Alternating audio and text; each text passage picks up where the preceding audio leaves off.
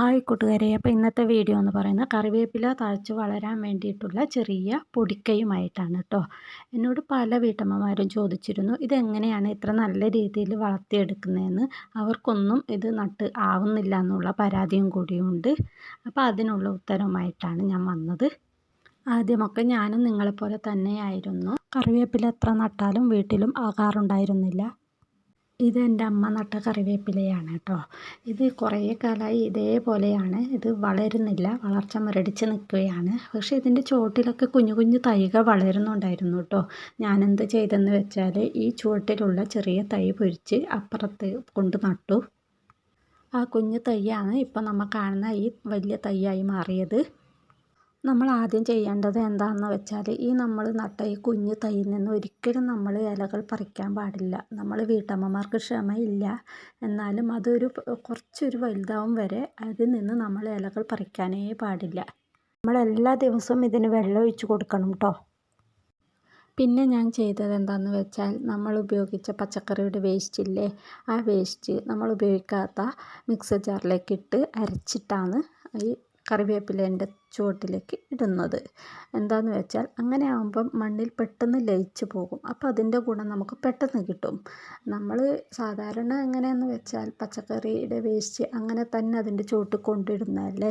അങ്ങനെ ഇടുമ്പോൾ മണ്ണിൽ ലയിക്കാൻ കുറച്ച് താമസം ഉണ്ടാകും.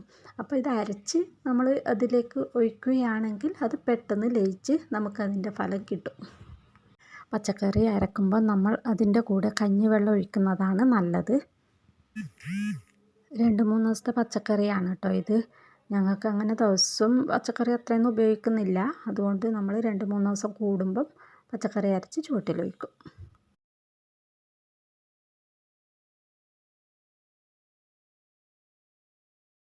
പിന്നെ ഞാൻ ഇടയ്ക്കൊക്കെ ചാണകം ചുവട്ടിൽ ഇട്ട് കൊടുക്കാറുണ്ട്.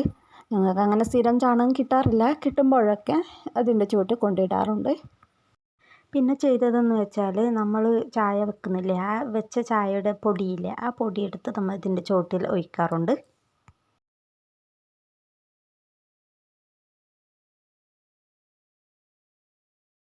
പിന്നെ ഈ തൈ വളർന്നു കഴിഞ്ഞാൽ നമ്മൾ ഇല പറിക്കുമ്പോഴും കൂടി ശ്രദ്ധിക്കാനുണ്ട്. ഇല ഇങ്ങനെ ഇതളായിട്ട് പറിക്കാൻ പാടില്ല. നമ്മൾ അതിൻ്റെ തല ഒന്ന് ഒടിച്ച് വേണം പറിച്ചെടുക്കാൻ. ഇങ്ങനെ ഒടിച്ചാലുള്ള ഗുണം എന്താണെന്നറിയുമോ? നമുക്ക് ഒരാഴ്ച കഴിയുമ്പോൾ തന്നെ പുതിയ തളിരില വളരുന്നത് കാണാൻ പറ്റും. ഒരുപാട് ആൾക്കാർ നമ്മളെ ഇവിടുന്ന് കറിവേപ്പില പറിച്ച് കൊണ്ടുപോകാറുണ്ട്. അപ്പോഴൊക്കെ ഞാൻ ഇതുപോലെ തല ഒടിച്ചിട്ടാണ് കേട്ടോ കൊടുക്കുക.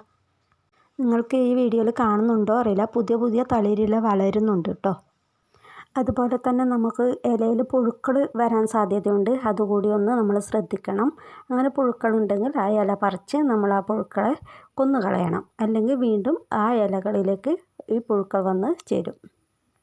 അപ്പോൾ ഇത്രയൊക്കെ ശ്രദ്ധിച്ചാൽ നിങ്ങൾക്കും നല്ല രീതിയിൽ തന്നെ കറിവേപ്പില നട്ടു വളർത്താൻ പറ്റും. ഞാനും ആദ്യമൊക്കെ ഇതുപോലെ കുഞ്ഞു തൈയിൽ നിന്നൊക്കെ ഇലകൾ പറിച്ചെടുക്കാറുണ്ടായിരുന്നു.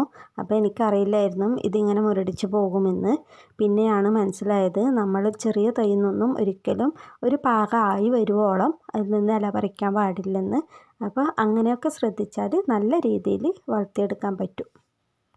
അപ്പോൾ ഇന്നത്തെ വീഡിയോ ഇത്രയേ ഉള്ളൂ. അടുത്ത വീഡിയോയുമായി വീണ്ടും കാണാം.